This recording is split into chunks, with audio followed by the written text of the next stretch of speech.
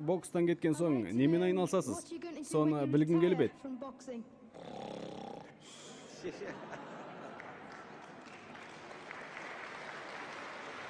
Сен сұрақ қойып жатқанда, бұл кісі ұйықтап кеткен сияқты. Мен оны оятып көрейін. Жарай ма? Мен ұйықтаймын. Мен ұйықтаймын. Міне, менің шаруам сол болмақ. Бокстан кеткеннен кейін... Мәселен, сенің жасың 30-да дейік. Егер 30-да болсаң, білетінің 7 жасар баланың білетіндей ғана. Бұл сөзімді қазір дәлелдеп беремін. Алдымен 30 жыл бойы күн сайын ұйықтаған 7-8 сағатыңды алып тастайық. Туған уақытыңнан бастап 30-ға келгенге дейін шамамен 8 жыл ес-түссіз жаттың. Яғни 30 жыл өміріңнің 8 жылын ұйқыға арнадың. Жарайды. Ал осы 30 жылда қанша уақытыңды жол жүруге жұмсадың? Үйден телестанцияға дейін, үйге, басқа қалаға, басқа елге, мектепке, шіркеуге бару үшін. Өміріңнің 2 жылын тек жол жүруге, ары-бері қатынауға жібердің. Сонда 8 жыл ұйқыға, 2 жыл сапарға кетті. Ал біздегі бары 30 жыл ғой. Мектепте оқу үшін біздің Америкада қанша уақыт кетеді? Бірінші сыныптан 12 сыныпқа дейін 6 сағат па? Күн сайын 6 сағатыңнан 12 жыл бойы сыныпта отырасың. Яғни 3 жыл. Жарайды. 8 жыл ұйқыныкі, 2 жыл жол жүрудікі, 3 жыл мектептікі. Неше кино көрдің? Неше рет күрес, матч көрдің?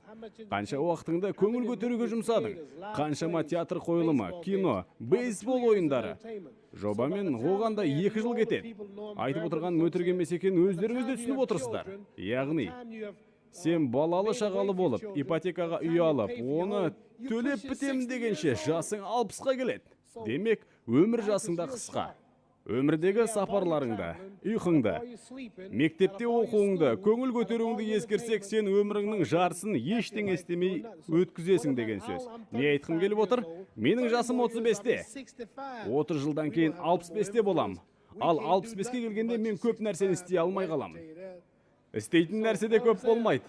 Оған дейін 30 жыл не істеймін? 9 жылында ұйықтаймын. Менің еркімде енді толық 9 жыл бар деп айта алмаймын.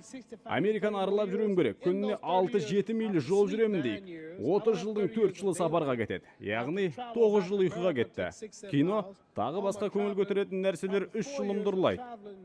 Сонда 30 жылдан шамамен 16 жыл менің еркім етеді екен. Осылайша әрқайсымыз өмірімізді бөлшектей аламыз. Сонымен, осы 16 жылда мен не істеймін? Не істеуім керек? Мен Құдайыммен кездесуге дайындалам. Зәулім үйім, кәсібім болса, боксты үйретсем, оның бәрі мені жұмаққа жақындатпайды. Осында отырған адамдардың қаншасы құдіретті күшке сенеді, қаншама адам ай мен күнді жұлдызды жаратқан жаратушы бар екеніне сенеді. Оның бәрі өз еркімен пайда болмағанына неше адам иланады, ал неше адам Құдай жоқ деп біледі. Жарайды, яғни оның бәрін жасаған Құдай емес дейтіндер бар. Ал егер мен мына стаканды ешкім жасаған жоқ, ол өзінен өзі жасалды десем, маған сенесің бе? Зат өзін өзі істеді дегенге сенесің бе? Жоқ. Сенбейсің, иә. Күмәнданатындарға түсіндіргім келеді. Әрине сенбейсің. Иә, бұған сену мүмкін емес. Күмәнданатындарға түсіндіргім келеді. Егер мен осы телестанция өздігінен пайда болды, бірде-бір адам атсалысқан жоқ десем, жынды деп айтатын шығарсың. Ендеше, егер сенің үстіңдегі киім өздігінен тігілді, ешкім тіккен жоқ десем, сенбейсің ғой, сенбейсің. Сенің үстіңдегі киім өзін-өз тікпесе. Мына стакан өзін-өз жасамаса, осы ғимарат өзін-өз салмаған болса, онда ай ана жерге қалай барып тұра қалды? Жұлдыздар ше, есек қырған, Нептун, Марс, күн, барлық табиғат, егер бір даналық иесі осыны жасамаса, қайдан пайда болды? Сол үшін мен есеп күннің болатынына сенемін. Мысалы, Гитлерді алайық.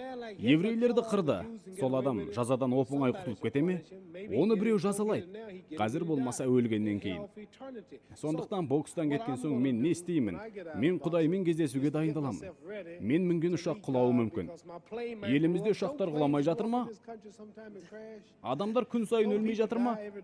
Тозаққа түсем, онда мәңгі өртенем деген ойды түсінгенде мен шошимын. Сонымен мен не айтып отырмын? Мен жауап беру үшін аздаған кіріспе жасадым. Сенің қойған сұрағыңа оп-оңай жауап бере алмаймын. Бокстан кеткен кезде адамдарға көмектесу үшін қолымнан келгеннің бәрін жасаймын. Сол себепті осы жерде Джонни Уокер отыр. Бұл Американы қиып өтіп бізге келді.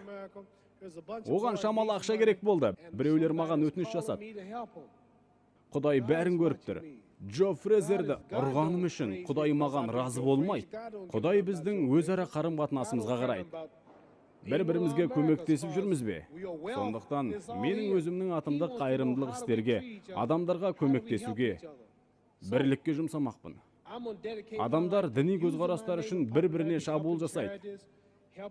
Бізді келісімге шақыратын адам керек. Мен өлгеннен кейін жұмақты көргім келеді. Қаншалықты ұзақ өмір сүреміз? 80 жыл ма? Әрқайсымызда әртүрлі мүмкіндік бар. Біреу 20 жылдан кейін өледі. Біреу 50 жылдан кейін, біреу 30 жылдан кейін, ал біреу 6-7 жылдан соң өлуі мүмкін. Бәріміз көп ұзамай өлеміз. Бізге 125 жыл өмір берілді дейді ғой.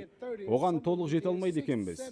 Тіпті 250 жыл өмір берілді деп ойлап көрейікші. Соның 145 жылында төсек қызығына батайық. Соңында бәрібір өлеміз ғой. Сондықтан бізге орташа алған 80 жыл осы дүниеде өмір сүруге мүмкіндік берілген. Бұл сынақ. Осы жылдарды біз не нәрсеге жұмсаймыз? Жақсылыққа ма? Нағыз өмір бұл емес. Нағыз өмір сенің ішіңде. Тән қартаяды. Айнаға қарасаң, түсің жоқ. Шашың түскен болуы мүмкін.